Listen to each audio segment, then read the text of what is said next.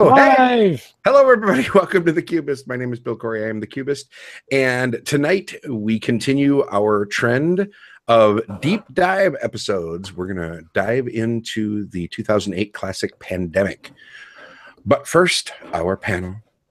Starting from my left to my right, Mr. Patrick Hillier is here. Hello, Patrick. Hello. You sound like you're falling off of a ledge. And we have Kimberly Rebia here. Hello, Kimberly. Hi, people. Your enthusiasm is overwhelming, Kimberly. Very good. Oh, you're logged in. Oh, I see. That's what it is. Okay, gotcha. Very good. Now I'm just trying to figure out what's going on. Now I understand. I don't know how to fix it in mid-show. We just realized, for those of you that are listening on the Audio version. on the audio version, when I had to turn over the reins to the YouTube channel to Kimberly the week that I was on vacation, she got the Cubist login and failed to log out of the Cubist login before tonight's show. There's 2 of me and none of Kimberly. So there you go. It'll be fine. That's good. I don't have to type in the chat tonight. Everything. Oh, the bad news is everything's my fault now that you say. This is not. Oh yeah, the hamsters better keep my internet up. Good point. Oh, boy, here we go. All right. So, ladies and gentlemen, basically tonight is going to be our next in the deep dive series. But first, we have to start where we always start, with what we played this week. And in honor of the identity theft that has been perpetuated upon me, we're going to make Kimberly go first. So, Kimberly, aka the Cubist Podcast, what have you played lately? I mean, a lot of things, but specifically my people voted on 5 Tribes with the Artisans of Naquala expansion. Okay, so the expansion, it's Naquala? I've never known how to say that. I take that when I get sick. There you go. I'm sticking with Naquala, Bill. I don't really know. All right, so this expansion adds a couple of new tiles. It changes the board layout a little bit and replaces the slave cards with artists. What is it? Replace them with genies or something like that? What is it? Oh, the slaves have been updated now, and they are... There's something else. That was what Viziers. My version just has fakirs. Thank you, honey. Fakirs. Okay. Sorry. Matt posted it in the chat. Thank you, Matt. Yeah. Okay. So that was I think the only way I've ever played 5 Tribes is with this expansion. So I'm not going to be any help here. Tell us, what does the expansion add compared to the regular game? So, I mean, for those who don't know, 5 Tribes is basically Gamers Moncala. You pick up a tile full of meeples, spread them about, and then the tile you end on with the last color meeple, that's the color action you take, and each tile has a specific thing, like buy from the marketplace. You can buy a gin, which are like end game points usually. Place a castle, that kind of thing. And the Artisans of Naquala adds in Artisans, which is a 6th tribe to 5 Tribes, which plays 4 people. It's very confusing. Adds in purple meeples and little mountains and a hole. Matt will say it in the chat. A hole what? We're talking about Pandemic. There's like a hole that you can't go through because normally you can just drop in a line, but there's a hole you have to go around. Oh, sure. Yeah, that's right. It adds something in the center that turns the board from basically a straight up grid into more like a ring, right? Like yeah. Sort of and the mountains, you can't pass over them normally. You have to go like around some obstacles. Okay. And the Artisans have end game scoring. It adds a little bit to the game. It makes it a little bit more difficult to plan out your route, I think, because there are new obstacles. It doesn't add a ton, but it varies it a little. It's nice. Okay.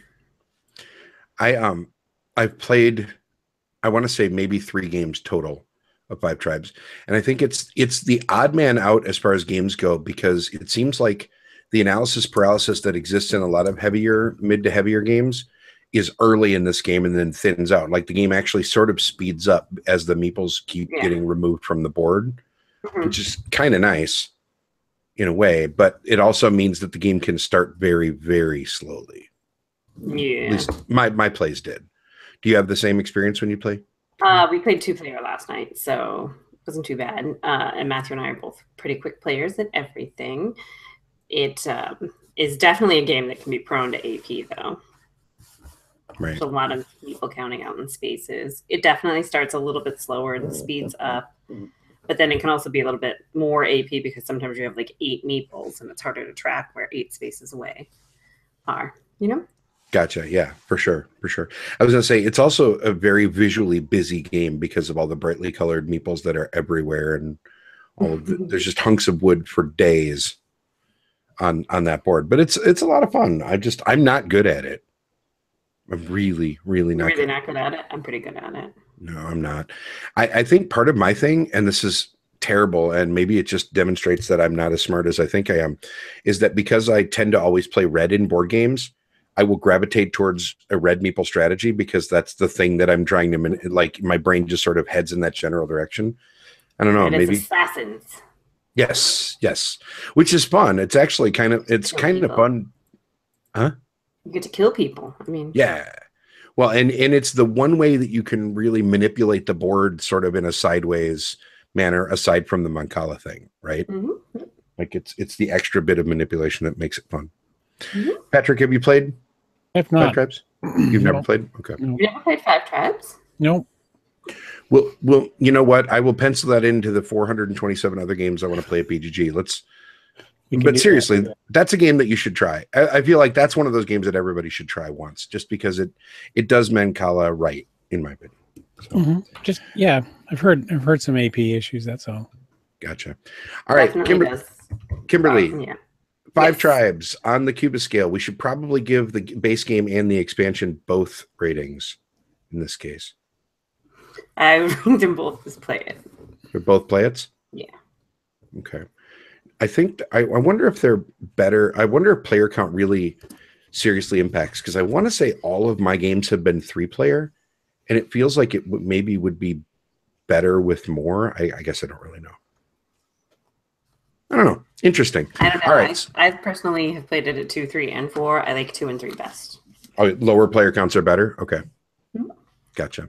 Very cool. All right. So that's 5 Tribes. Kimberly gives them both a play it. Awesome. All right. Patrick, you go next, because this is going to be me face palming and shaking my head in a disappointed fashion for the next few minutes. Go ahead. Awesome. All right. I'm going to talk about what I talked about on What Did You Play This Week, but we can talk about it here too. It is Bob Ross, The Art of Chill Game. I had to get this at Gen Con. My wife and I grew up watching Bob Ross. We watch it on TV whenever it comes on. And actually, my friend Carrie is a professional artist. And we brought it to our game night where we see them. And she died. And when she saw it, she goes, "Oh, we gotta play that." And it's not much of a game. It's a set collection game, and it ties heavily into the show, using lingo that Bob used, in quotes that Bob used. It's a set collection game. You collect cards that use paint, happy little trees and all that happy nonsense. Little trees and fluffy clouds, and I forget what the wondrous waterfalls and little cabins, and Sure. you need to collect the 3 paints that are the same on the board that are used to paint that object, and then the matching brush, the almighty fan brush. And when you do, you collect up points to do it. And then there's these Bob Ross cards. You roll a dice every time you take a turn, and Bob Ross comes out, and it does something to do the game. But at the bottom of it, there's a little quote, like a silly quote from Bob. And halfway through the game, we decided to add "in bed" after all of the Bob Ross quotes that we read. So, like, artists are expected to be a little different in bed. which made it that much better. So, it's a 1.0 on the yes, on the weight scale of BGG. On the weight scale of BGG for a reason. It got a little annoying. It's a little longer than it needed to be. I think it says it's a half an hour. I guess the thing that was annoying was this whole rolling a dice every turn and moving Bob. But it's cute, I probably never play it again. I love that a 30-minute game When a game is 30 minutes and someone in the review says it's probably a little longer than it needs to be, that seems like an indicator that there is trouble afoot. Yeah. I mean, there was some strategy in it. I actually, really, did get some strategy. There's these technique cards where if you turn in a pair of cards, you can become the expert at painting with white. And then every future painting you use white, you get an extra point. So I did a lot of that first, and I had 4 or 5 techniques, and my end game scoring got really high, where I didn't have any points at the beginning of the game. I was actually getting a lot of points at the end, but I still didn't win. But anyway, there was a little bit. So anyway, on the Cubist scale, this whole thing just makes me sigh. If you like Bob Ross, maybe you might get it. Otherwise, first time I ever go a low scale and give it a forget it. It's a forget it. Yes. That actually probably makes weren't high enough, Patrick. I do like that they gave Bob Ross the artist credits. Yes. Seems reasonable. They definitely look like Bob Ross paintings, and sure. The inside cover looks like an art catalog with all of his paints and tools that you could buy from the Bob Ross, school of painting. We were talking about this on the pre-show. I shake my head and sigh so much at this idea, because this feels like the internet just poking fun at somebody that isn't there to defend themselves, right? Because I would argue that Bob Ross probably got an entire generation of people to at least give a crap about painting, right? Mm-hmm. Like, painting always feels like something that you either know how to do it or you don't. And I'm in similar age to you, Patrick. So I grew up on that stuff as well. I don't know. Whatever. All right, it's a forget it. I'm not of a similar age. I'm sorry. No, you're not. No, you're not. I have zero desire to ever play this, but I would watch a Bob Ross video. Sure. Unironically, I would watch it unironically. To be fair, I did oil painting in college, and it's really hard. Yeah, he makes it look so damn easy. I will also say this. If you don't know anything about Bob Ross, dear viewer / listener, you should do 15 minutes of research. He was a really interesting guy, actually. Mm-hmm. Like, he was legitimately had a really cool story to his life before he ever got on PBS. Right. So I can't believe we're talking this long about Bob Ross and the Cubist, but hey, that's all. All right. Well, I guess I'm sad but not surprised that the game is a forget it. It is exactly what you expect out of it. There you go. Beer and pretzels game, for sure. Brownies and special brownies. All right. I am going to take the low-hanging fruit this week, and I have gotten to do basically zero gaming in the last 7 days, except for the new app for Through the Ages released on iOS. I have it on iOS. Is it also Android at the moment? Yes, I have it on Android. Okay, so it's both. Good. It came out before iOS. Just wanted to point that out. Did it? Good job. There you go. So this is the app version of the new version of Through the Ages, which was of course released 2 years ago. The app is, I'm not going to talk about Through the Ages specifically because A, if you haven't heard of it yet, we've talked about it on the show a couple of times, and B, I would say go back to the episode where Paul Grogan joined us when he was at Origins. I think we talked about it pretty extensively on that show. And B, the tutorial inside the app is really good. If you enjoy heavy Euro games and civilization building at all, this is a no-brainer to pick up, in my opinion. This is a buy it. I'm just going to start with that. The app is really good. It's pretty intuitive as far as how you do things. Most stuff is drag and drop, or you can just kind of click on it by tapping on it with your finger and then get a context-sensitive mini menu that tells you exactly what you can or can't do. If an action isn't available, it will even tell you why it's not available. So, for instance, if you don't have enough civil actions left in order to take a card from the row, or you don't have enough resources to build the last stage of the wonder like you thought you did or whatever, it'll tell you straight in the app in a really inobtrusive way. So I think the app is excellent. I usually rail at apps and dislike them because they condense information in a way that I find distracting and hard to find. This game solves that really well. The only thing I think it doesn't do particularly well is it doesn't make it easy for you to watch what other people did on their turn which I think is really important. It is possible there is a game log that you can go and look at and walk through their turn, but it isn't, you can't actually just watch all of the pieces moving, which I find part of what I enjoy about the cardboard experience. That's the only thing that I think this lacks compared to playing it on a physical tabletop. I will say that the tutorial is really long on Through the Ages. So you do have to sit down and there's no way to really fast forward through the parts you already know. So that kind of sucks, but it's very good for teaching the game specifically. My girlfriend Molly, because we're on a family sharing plan on iOS, she was able to download it for free because I bought it.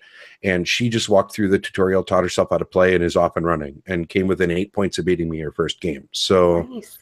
like the tutorial did a pretty good job of teaching her how to play straight out the gate. So for me, it's a buy it. For sure. I really like it. Super I think pretty. I've probably played 6, 8 games. Yeah, I've got about 10 games up from the app under my belt already. Patrick, what did you say? How many games? It sounded like you said 8.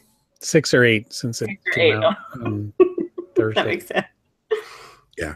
Matt in the chat room is pointing out that there is indeed, and there is that log, and I agree, but the log is it like there's nothing that hints that you should hit it. So it took me a couple of games to just find it just by saying, I wonder what this thing does.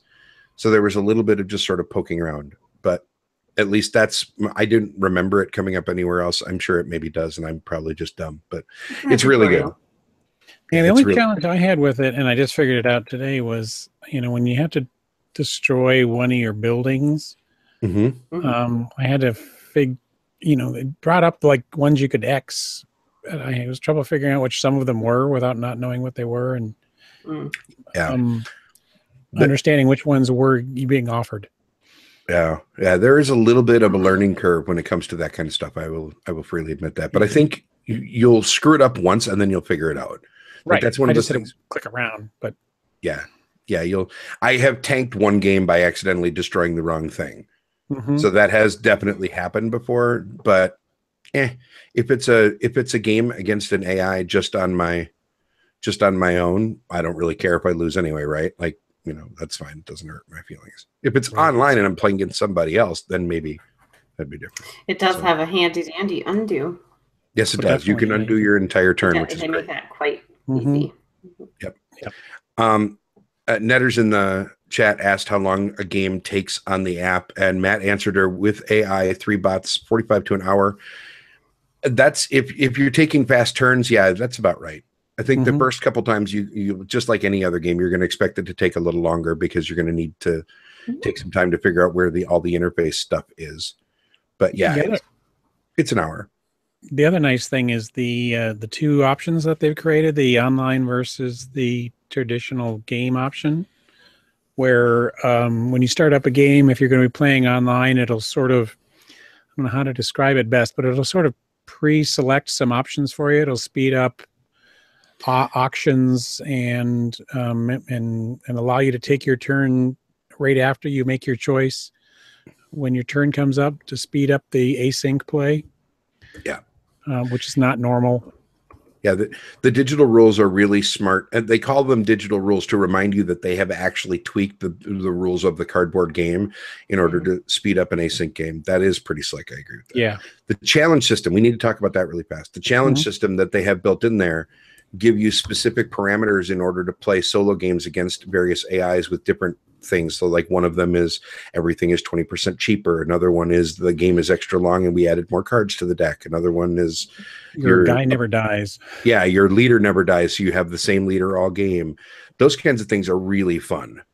So the challenges are where I'm spending the majority of my time in the app, and I really like that. So yeah, to me, this is a buy it. I think that this is a really, really good, this is maybe one of the best implementations of a board game I've played personally. Yeah. I think they really nailed it. Almost makes it worth the 2.5, 3 year wait that we've been sitting on waiting for the stupid thing. I would rather it take longer and be done well. I agree. Yeah. I agree, but that was just me referencing the fact that I'm pretty sure it was 2014 was the first time we were promised a version of this app. And yeah, I think it's literally been about 3 years since their original announce date. But in that time, they released a whole new version of the game So at least I guess that's good, right? Like if it had come out in 2014 with the old rule set, and then they released the new game, everybody would be mad, right? So it's probably worked out for the best. No, it's good. It's real good. All right. Let's get out of this segment and get into our deep dive. I'm really excited about this. This is going to be awesome. We're talking Pandemic, ladies and gentlemen. This is the 2008 game designed by Matt Leacock. This is sort of, yes, there's two versions on display here. Kimberly's going to try and hide behind, oh, that's the Cure. That doesn't count. We're not there yet. I cannot stand up and get another one. You know the pants situation. We do. There's a pants This is the one. That's fine. If you look on Patrick's shelf behind him, Patrick, yes, we will present to everyone. There you go. There's classic. There's classic Pandemic and 87 boxes. I'm kidding. And by that, I mean 3. Iberia. I have the expansions. Yes, 2 expansions. Several and expansions. Iberia, which is the standalone, right? Sort of sequel-ish.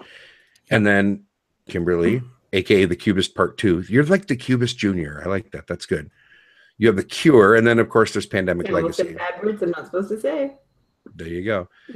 Wow, that is making you look even bluer. Look at that. I know, it's kind of amazing. So Pandemic is there are 3 games that I always think of when I think of games with expansionitis. Well, 4. Okay.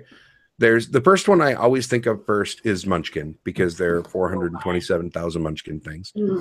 And then I think of Catan, because I feel like that for a while there was a new Catan thing coming out like every year. And then Carcassonne, because there was a new Carcassonne thing coming out every year. And then Pandemic has become the 4th, because for the longest time it was just Pandemic, and then there was the On the Brink, right? Was the expansion that came out right after it. Sure. And that was the one that added the bioterrorist and the 5th mutant virus. A ton more rules and yeah, and more stuff. And then all of a sudden there became In the Lab, and then Legacy and the Cure, and now Iberia, and then there's a new one, right? There's the Flood one, which was announced, but it was announced right after Hurricane Irma hit. yes. That's right. Maybe the worst decision ever. And then you know, all of those things are like pre-scheduled by the company, which is yeah. I'm not hating on them for it. The fact that they issued a public apology and then redid their official announcement a week later, I think was classy, and that's the way you should do it. But it's almost hard to not chuckle at it a little bit, right? Like to just kind of go, oh my God, you guys really? So yeah, Kimberly is holding up my favorite version. But we should at least start talking about the base game. Oh, I'm right? just hiding behind the box. Oh, okay, gotcha. So we'll start talking about the base game. 2008.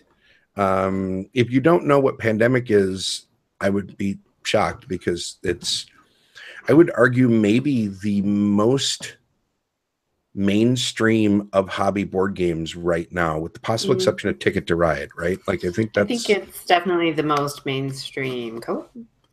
Yeah. For sure. So first off, let's all get a baseline here on whether we like it or not. We'll start. I'll just come right out and say I'm really meh on base Pandemic. I think it is okay, but I don't own it and don't need to. My opinion. Kimberly? I would give base Pandemic, sorry, I'm losing my voice. I would give base Pandemic play it on the Cubist scale. I do own it. I'm not wearing pants. I will not be grabbing it. I do not have the Patrick version. I have the newer art. You have the 2nd edition?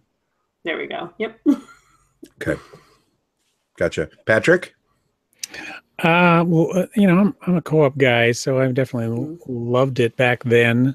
I definitely think since Legacy, I haven't played it since Legacy, I don't think, other than on the app, which we haven't talked about it. There's another really good app version of a board game. Now, I do like the In the Lab kind of mixed it up and added, some interest to the game and kind of brought it back to life.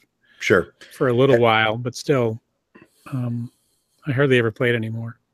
Okay. See, and you have Iberia on your shelf. Have you played Iberia? It is. It's just totally different, and A whole new game. Okay. I mean, it's pandemic in nature, but it's got a lot of things that are different. Gotcha. Okay. Chad in the chat is pointing out the Ticket to Ride has more offshoots than Pandemic. Yeah, you're right. I didn't think about Ticket to Ride. That does have a million things. So. All right, but so there. Let's talk about the criticisms that get levied against Pandemic on a regular basis. The two things that I feel like, and we're not going to talk about the people that just don't like co-ops, right? Because then you have the quarterback argument, right, that gets levied against basically every co-op game, which is that one player can basically run the game and tell everybody else what to do and just shout at them until they finally get sick of listening to it and just do that. We can talk about that near the end of the show when we're talking, we can sort of use that as a wrap-up thing. But Pandemic specifically, the arguments that I always hear about it is, number one, that it is very luck-based. And number two, that it doesn't scale well at player count. Like the player count scaling is really iffy.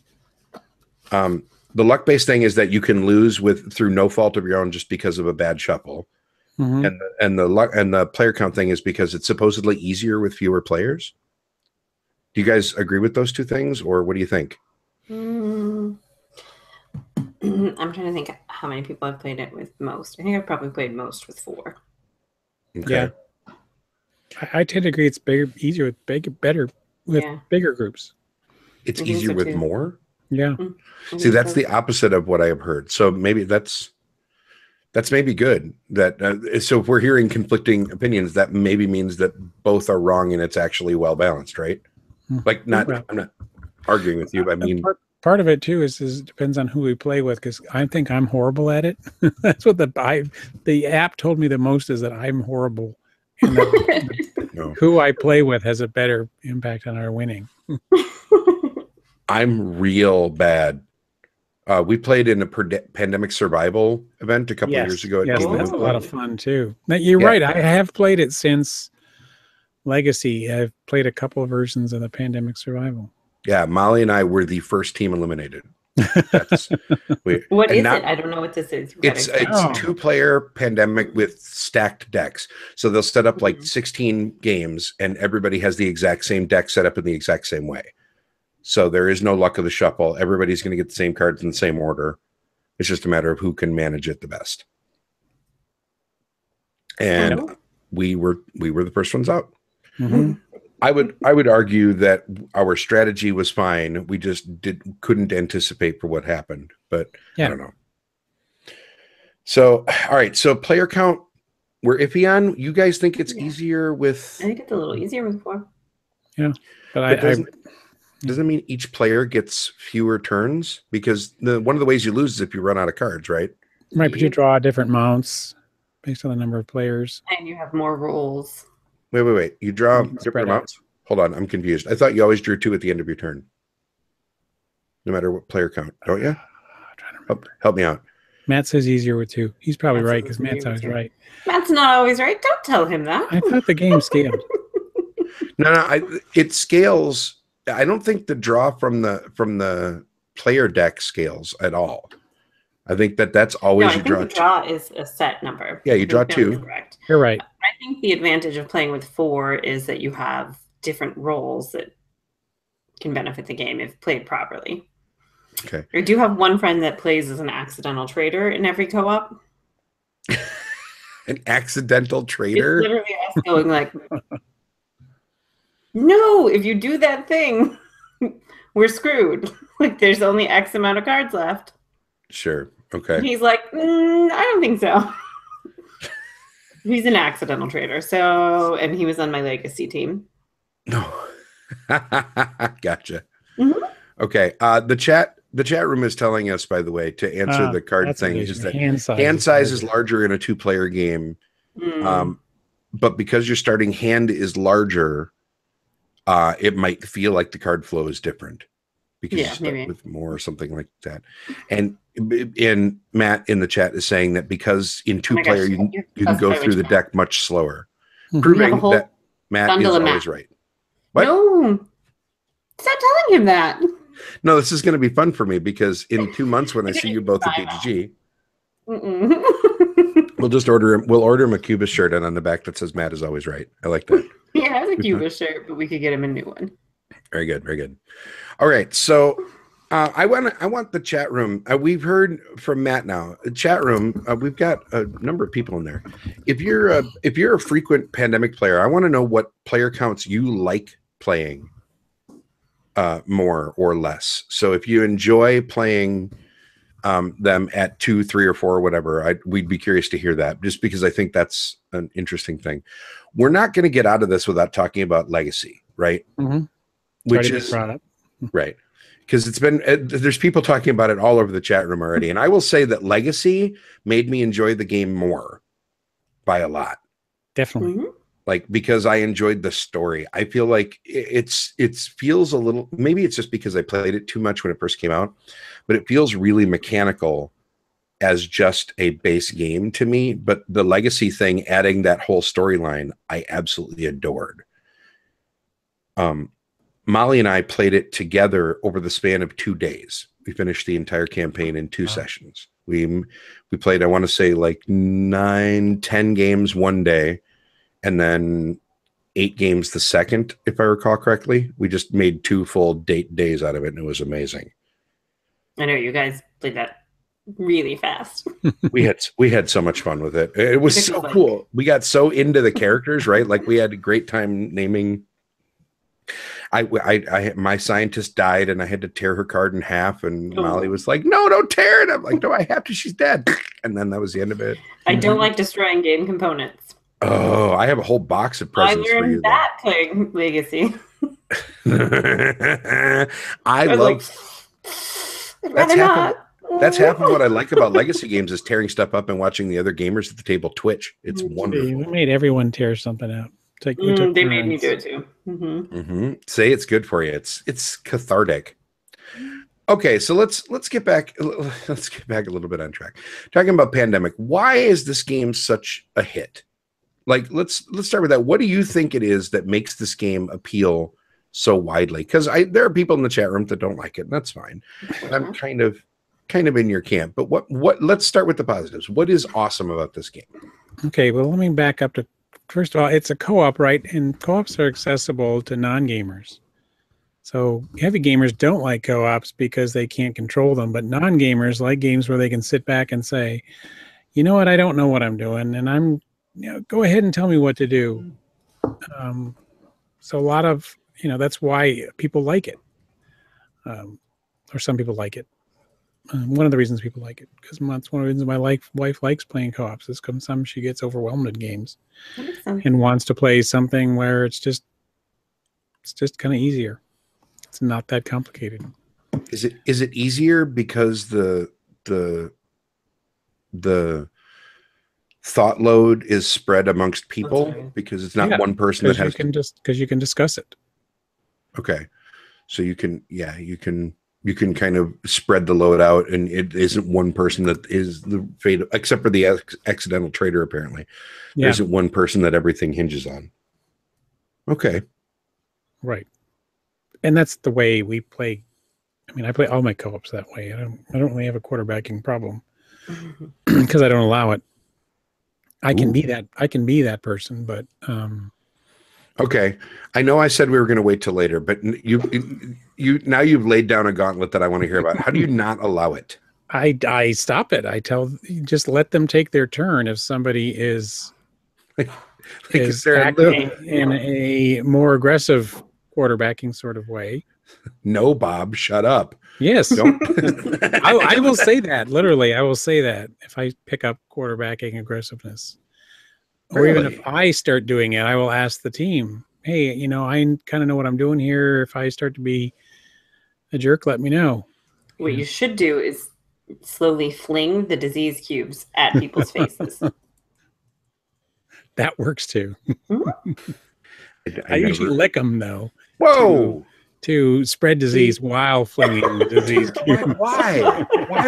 Why would you say that? It's Pandemic. He's playing on a show with me playing. It's live Pandemic. It's real Pandemic. He's making it real.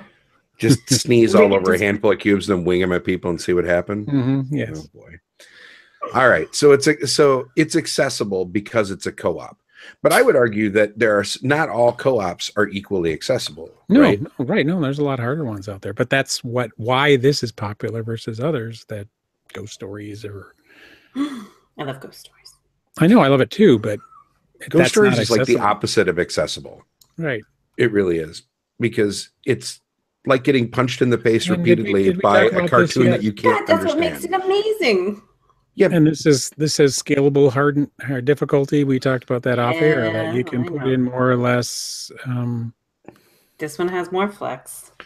So friend of the show, Willie, gameritis guy on Twitter, Oh, Willie. plays Pandemic so much that he has gotten to the point where he plays solo with Yeah. one like person, one pawn Yeah, on the highest difficulty level and has a win rate of like 65% or something I know. obnoxious like that. I can't barely beat that game on easy mode with multiple brains. He's just got that sucker nailed down. And I love that that's a thing, right? That somebody can get that good at a game. But I don't know. Maybe I'm just not real smart. Maybe that's what it is. I mean, if you track the cards, it's definitely easier. I track the cards in Pandemic. Well, that helps too. Like card counting? Not fully counting, but I usually have a pretty good idea how many cards are left and what we haven't seen, like what will come up. We are allowed to count the deck, right? Yeah.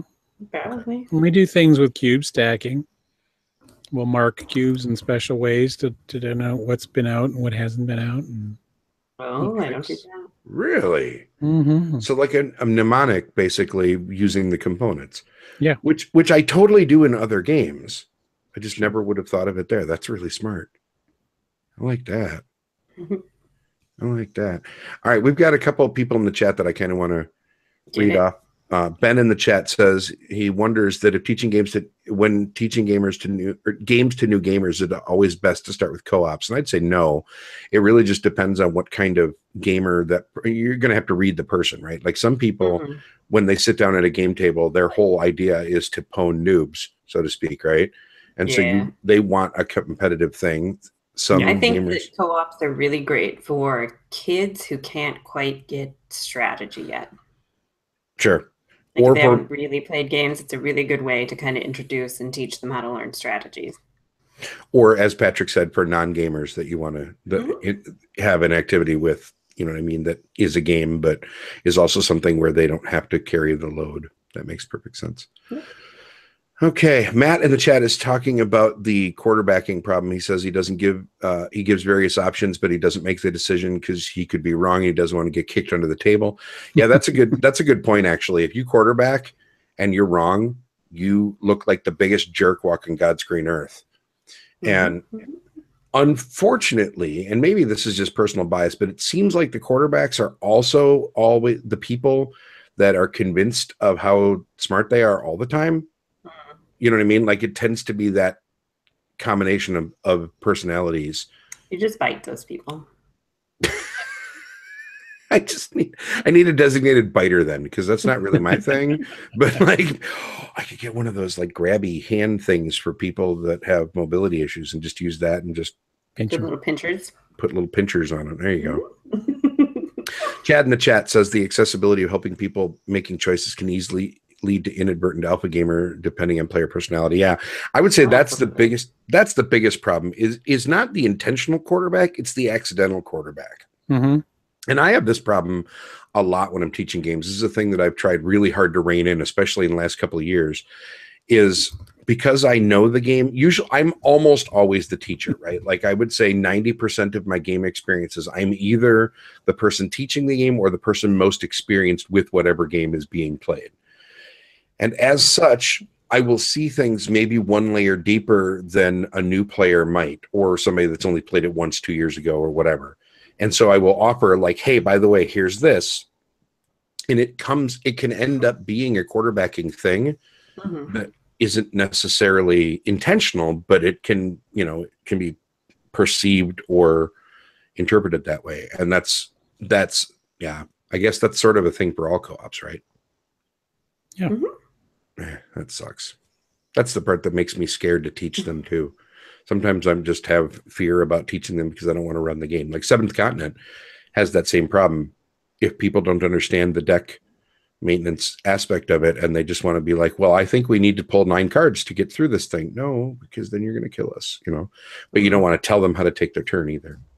Yeah, I mean, you kind of do want to, but yeah. Well, you definitely want to. You're just trying not to, right? Like the goal is to not do that thing because you don't want to. I play with kids a lot, so there's definitely a little bit like, if you did this. See, and in a game that's a half an hour long, I don't mind, right? Because like for something like Pandemic as an example, if the game is going to go a maximum of like 45 minutes to an hour and somebody does something dumb, you know, and you let them do it and then it causes them to lose, then you can, you know, it doesn't feel like you've lost too much. But if you're playing a 4-hour game and then you have Kimberly's accidental trader person that comes along and says, woo, look at this. You know, I didn't mention names. No, you did not. And we're not going to either. It's not Matt. It's not Matt. There you go. It's more frustrating than, oh my God, woman, what are you doing? Trying to get you to switch over and talk about The Cure. All right. Kimberly wants us to talk about The Cure. So we'll do The Cure is not an expansion. This is a standalone dice-based variant, right? That's correct. Well, not variant's a wrong term. It's a dice version. No. It's basically Dice Pandemic game. Yeah. Sort of. It's Pandemic the dice game, Bill. But it's somebody's gonna yell at me in like 4 seconds. It's super streamlined and simplified in many ways, right? Like it's way more simplistic because there are. I think this is harder than. Well, there's 6 locations as opposed to like 40 or 30. Well, there's the 5 continents instead of the all the countries. Right. So I mean, but that's what I mean by it being more simplified is that there's really all of the cubes. It has pegs. Tiny stabbers. Oh, pegs that look like hypodermic needles is what Kimberly's terrible internet connection is trying to tell us. Yeah. I mean, I like that it's fast. It has the feel of Pandemic. We like Kimberly. So, and I like The Cure a lot better than base Pandemic. Because I think that because there is die rolling involved, most of that quarterbacking problem goes away because you can't really help it, right? Like here's what the dice did. This is what I have to work with. Got to deal with it, you know, as opposed to something where it's like, well, you know, go here and then go here and then do this. Well, I don't have those options because the dice didn't let me.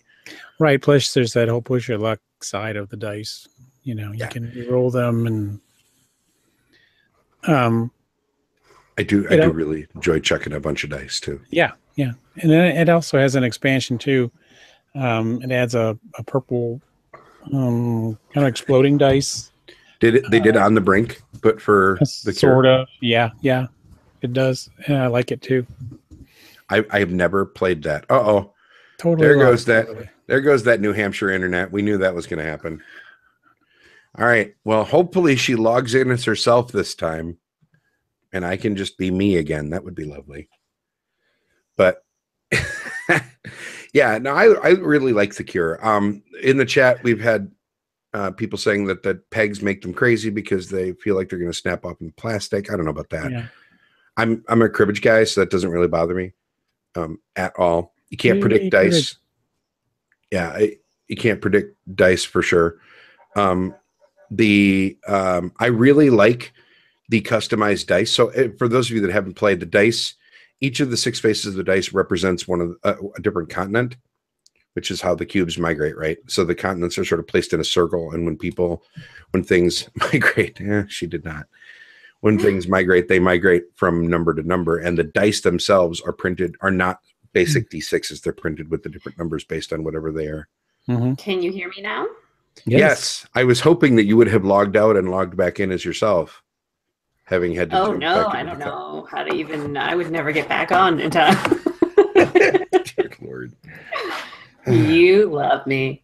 I do love you. But Matt Roy in the chat, I want you to hear the sound of my voice, and I want you to have an internet intervention with Kimberly. Don't listen to him. Teach her things and stuff, because this would be good stuff to learn. I can internet fine, Bill. Oh yeah, I can tell, because the whole logging out and logging back into a website thing. That's fine. I'll never get back in. My hamsters are too slow. These are the special dice. There you go, special dice. Yes. Those are the action dice based on which role you have, right? It does make the game a bit pricey though. Makes it what? Pricey. Is it that expensive? How much is it? Yeah, I think I got it like 40 something, right? Craig was complaining about the cost of the expansion because it adds like, the expansion. rolls, okay. And they add 6, a set of dice for each of the rolls, and all the new dice for the new dice are probably expensive.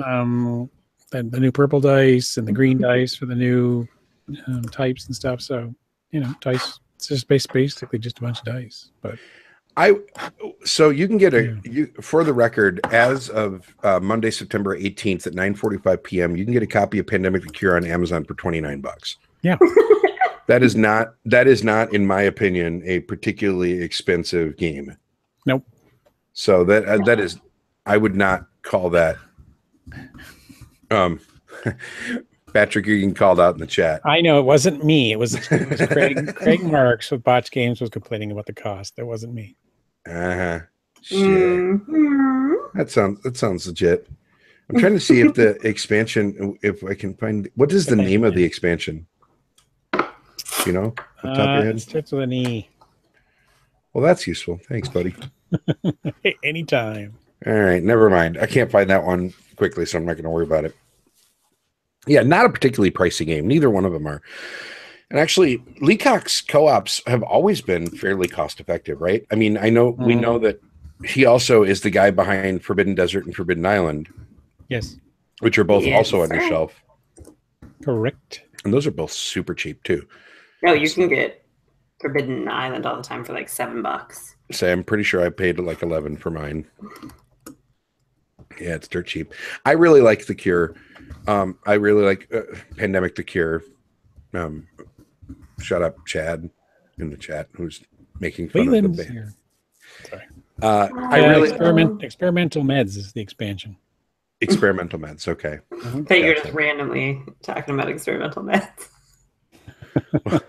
I mean, that's reasonable too. I mean, Matt did start just listing Cure songs in the chat. Sigh.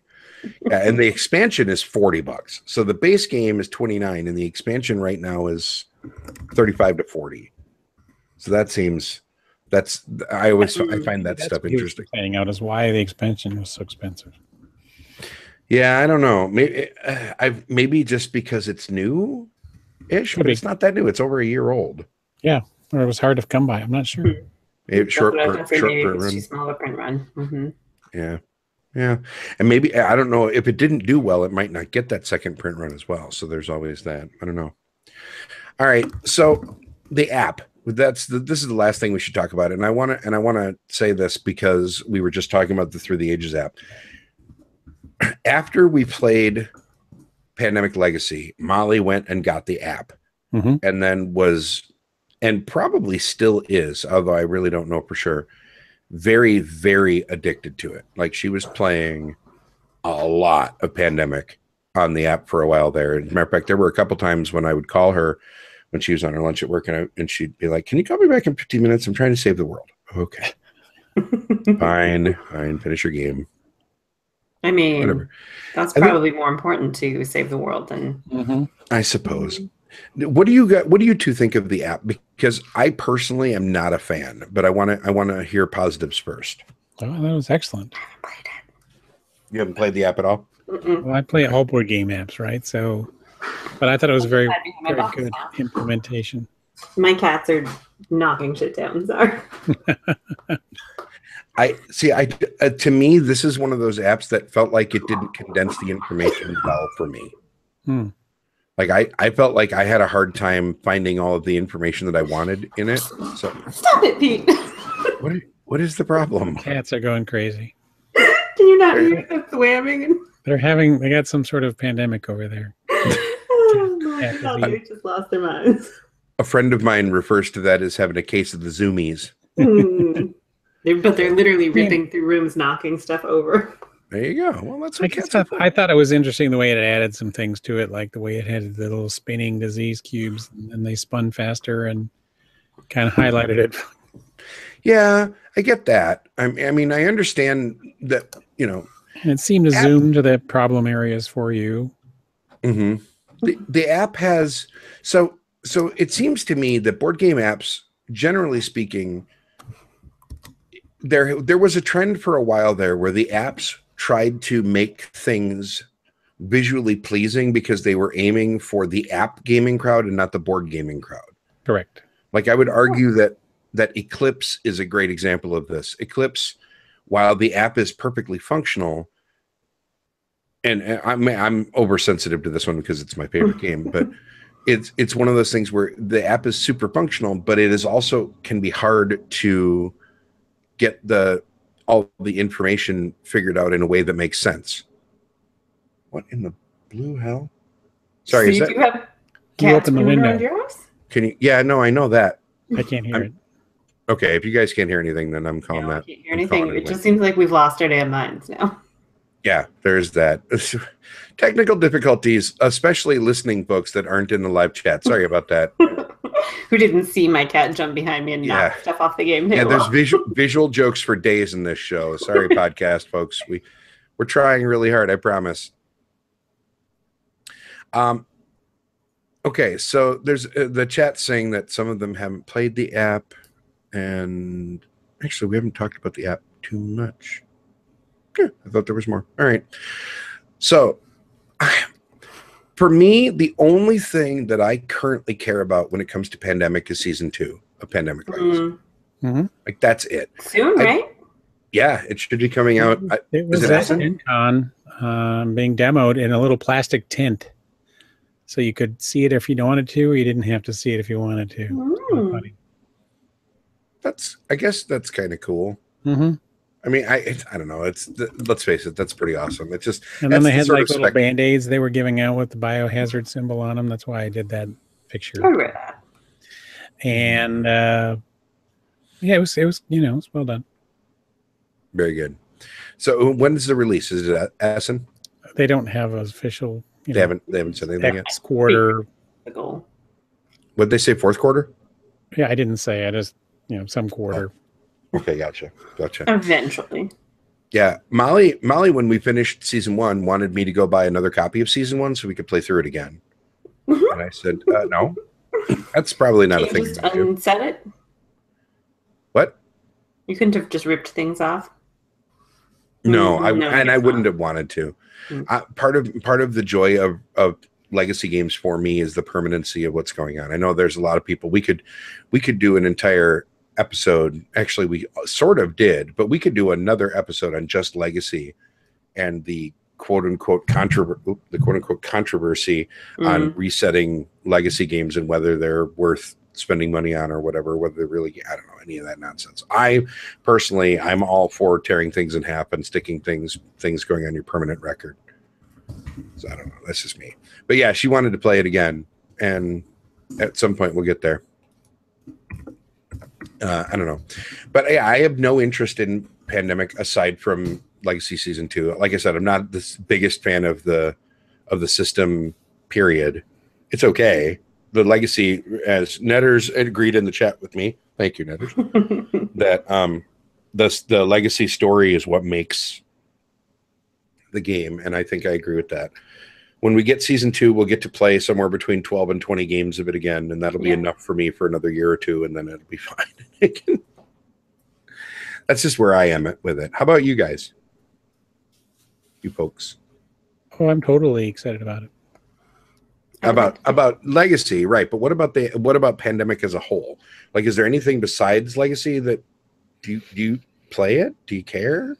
Oh, well, I mean, I got Iberia, right? So I'm still a fanboy, and wanted to try it out. The art in that's gorgeous, and the differences are different enough that you're using water and you're not really curing the diseases and the settings and the turn of the century instead of modern day, so it's different enough. Now the Cthulhu, I'm totally not a Cthulhu person, so I had no interest in that one whatsoever. So it's still got to have some interest to draw me in, but I am. See, I forgot about the Cthulhu one. I would almost play that because I do kind of dig the whole Cthulhu mythos thing. You like the mythos stuff it's more. Not, yeah, I like it more than I do, more than Patrick. Yeah, I'm not nearly. I'm definitely not a Lovecraft fanboy when it comes to games. Like I could happily go the rest of my life without ever playing Arkham Horror again. Be completely okie dokie with that. I just traded away my copy of Arkham Horror, the card game, and I traded away my copy of Elder Sign. Eldritch Horror is fine, but a little long. You know, I like the mythos. The game implementations for me have been super meh, but I would try that. All right, so you still like it? Yeah, you'll have to report in on Iberia. Have you played it? I'm sorry, Patrick. I asked you this before and I forgot. Yeah, no, I've played it. You played. Okay, so I tell you what. See if you can will it to the table before the next show, Patrick, and then report in on it. Have that be your game that you played. Because I would like to hear more about Iberia. I feel like I heard a lot about it for about 5 hot days when it first came out, and then nothing. Yeah, like it just completely dropped off the radar. But I'd be interested in that one because it's different enough. Okay, I'll try. All right, Kimberly. Obviously, you wanted us to switch to The Cure, so that's the one that you like, right? That's just the one I had. That's the one you have on you. Gotcha. Okay. Well, where are you on the whole pandemic thing? I think for the most part, Pandemic is still a solid play. It's not a game I will pick up and play on my own, but with new gamers, I'm always down. I enjoy The Cure a little bit more than base Pandemic, and I would give Legacies a play it. Okay. As far as the system goes, could care less if I ever played a Pandemic base game again. I haven't played within the lab, so I don't know what that would do for it. That might fix things for me a little bit. I have no idea. For the base Pandemic, it's a forget it for me, just because I think the game is fine. It's just not something that I want. If you're trying to get people into the gaming hobby, though, and you want something accessible, I think it's a fine choice. I am not generally. I have other games that fill that exact same niche for me already in my collection, so I don't plan on adding this one. Pandemic Legacy, because it's a legacy game, and I'm enamored with legacy games as a whole, is a whole different ball game. I loved Risk Legacy, even though I could have happily gone the rest of my life without ever playing Risk again. And that would have been fine, but Risk Legacy was great. Pandemic Legacy, fantastic. I think if you even sort of like Pandemic, you should try Pandemic Legacy. Yeah. I think especially now you can get it for really cheap. Yeah, it's super cheap now because people are like either we're never going to do it in the first place, right? Or they've already done it. Oh my God, my cats are still right here. I'm so sorry. That's okay. All right. That's One of these might do something terrible in 4 seconds. It looks like he's ready to pounce on something. He's super cute. He's allowed. So I think for me, base Pandemic or even Pandemic with On the Brink, because in my opinion, that's just more stuff. Pandemic, it doesn't really change the game fundamentally. I would say that's a forget it. Pandemic The Cure is a play it, and Pandemic Legacy is a buy it. That's where I kind of land on this. And a nice stack. And Pandemic Contagion, by the way, you can usually get for like $2, and if you can get it for $2, it's a fine, crappy little card game. Like that's a buy it if it's dirt cheap. Okay, I've never done a burn it on the Cubist. You would burn it that one? Yes, it was horrible. Burn it, baby. Horrible. Yes. It's nothing like Pandemic. It shouldn't have that name on it. Because it's literally it's just not a good game. It is a good game. It is a good game. It's a weird little engine builder with set collection. It's a very strange game. It's not great, but it's a if you can get it for $2, right. You've definitely spent $2 in worse ways than that. I've got a Pandemic and The Cure for sale for $2 for the first person who owns. The Cure or Contagion? Contagion, sorry. I would say for The Cure for $2, it's sold. I will send you $3 just for fun. All right. There you go. No, I bought Pandemic Contagion in the flea market at Geekway in 2016, and Molly and I played it in the hotel room, and we had a great time with it as a 2-player. It's not my favorite game by any stretch, but it's fine for what it is. Yeah, like any game that you have to add for what it is. Yeah, but the end of. I paid $2 for it. If I get an hour Matt of has been enjoyment out of trying to get $2, rid of Contagion for a while. There you go. Matt in chat says he'll give his Contagion to anybody that wants it. Please send it to Patrick Hillier. I have his address. And the funny thing is I really do have his address because I have Patrick's address. He sent me a thing today. I'll give it to anybody. It's pretty easy. Please just come visit me for crying out loud. Somebody come over. Come play games with me. Come play games. All right, so there you go.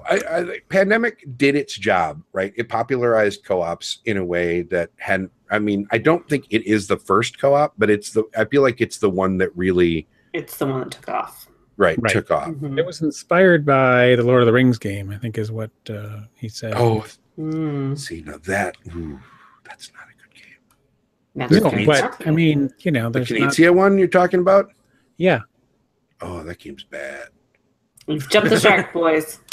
Yeah, boy. All right. Yeah, I know. We're jumping the shark. Sorry. All right. So there we go. We've got, let's see. It sounded like a play it, and a forget it on base Pandemic. Yep. From us. And it sounds like 3 play it's across the board for the Cure, right? Everybody said play it. Yeah. And where are you on Legacy? Oh, I'm gonna definitely get it. Buy it. Yeah, I love it. Oh, I love it. Is it buy it? It's a buy it from everybody. All right, so there you go. So Pandemic Legacy, buy it from everybody. Pandemic the Cure, play it from everybody.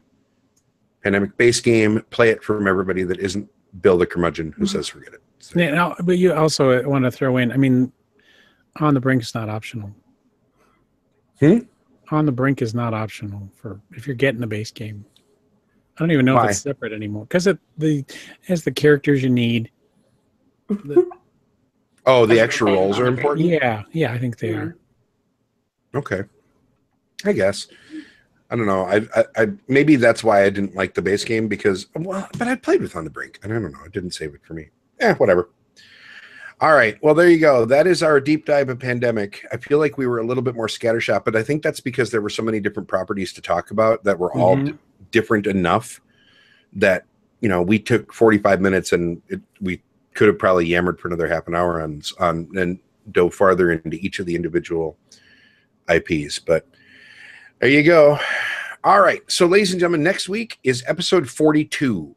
And in honor of episode number 42, it's going to be the answer to Life, the Universe, and Everything, aka we're going to do an AMA, an Ask Us Anything episode, where we are going to basically, I will throw this challenge out there right now. So people that are viewing live in the chat or anybody listening on the podcast later, come up with games, and I will do a rapid fire rating system of any game that anybody puts in the chat. So if you tell me to rate it, I will give it a Cubist rating on the fly without any pre-thought or whatever. It'll be terrible, and I will probably regret half the things that I'll say.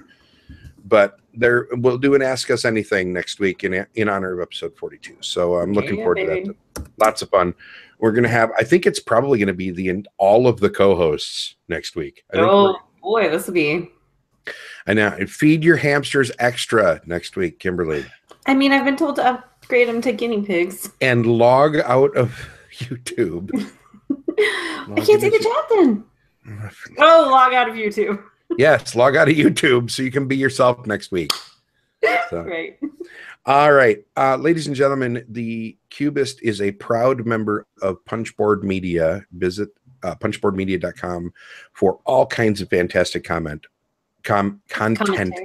Also good commentary, too. That's definitely what I was trying to say. No, hit up punchboardmedia.com. We're a proud member of them, where we all bring something to the table. Punchboardmedia.com. In the meanwhile, let's talk about all of us co-hosts and where you can find our stuff. Patrick, we're going to start with you. Go. You can find me over on What Did You Play This Week podcast as a contributor and interviewer. This week we have Randy Hoyt on the conversation thing dropping on Wednesday, the 20th, talking about Spy Club Kickstarter. You can also find me and my team, A Peanuts, on I'm sorry, the say that again fantasy- slower. 8 peanuts on Mhm. the fantasy football league, board game league. You can't even say the league name right. Do not vote for a team owner that cannot even name the league he is playing in. Draftmechanic.net. Slash Go vote for FBGL. FBGL. Vote me. That's the only way I'm going to get any points. You could.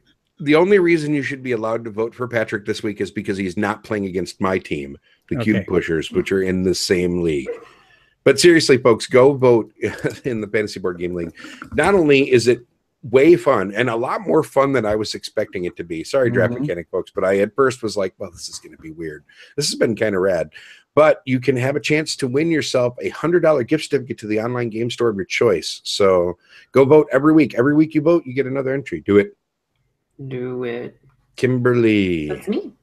Yes. While your internet is still here, tell us things about you. You can follow me on Twitter at KJReview. Please don't follow me in person. And you can also follow... I have her address too. Just throwing that out there. Don't follow me in person, people. And you can follow the Granite Game Summit account, which is usually run by me at G2 Summit. And our ticket sales just went live for the next G2S. So, do you have a ticket cap? Do you have capped attendance this time? We have capped attendance every time. Yes, I know. 500. 500. And are you getting close? Not yet, but we will. Okay. We have literally announced nothing yet. Well, you announced the tickets went on sale. We announced just the tickets, but we'll start announcing our designers and media and events and all that. Mark is going to be there. I saw that announcement. Yes. Mark Corsi, Game of 49, will be there. He has been our G2S designer pro. He's been at every G2S. He's a sweetheart. And he lives like 3 minutes away. That probably doesn't hurt. By the way, if you want more information on that fantastic convention, for right now, you can go to billsbirthdaybash.com. That still redirects there. I haven't changed that birthday bash. Yeah. But Patrick, you can pay your own $12 for your redirects. I'm not doing it. I'm not going to sell mine. Damn it! No, I have to change mine to something else. I don't know. And of course, ladies and gentlemen, if you want to follow me on Twitter, I am at Bill Corey Jr. or the show is at Cubist Podcast. Please go to draftmechanic.net/FBGL and vote in the Fantasy Game League for all of our teams. We have another co-host, Brandon, who is in the league as well with the Why the Hell Did You Pick That Game This Week team. You can vote for as well because, of course, he is the king of bad acronyms. So there you go. Folks, thank you so much for watching / listening. Chat room, you guys are awesome. Thank you so much for hanging out with us every week. We appreciate that. Thank you. Ladies and gentlemen, have yourselves a fantastic week. We will catch you in 7 for week 42 of the show. It's going to be awesome. Have a great night. Be good.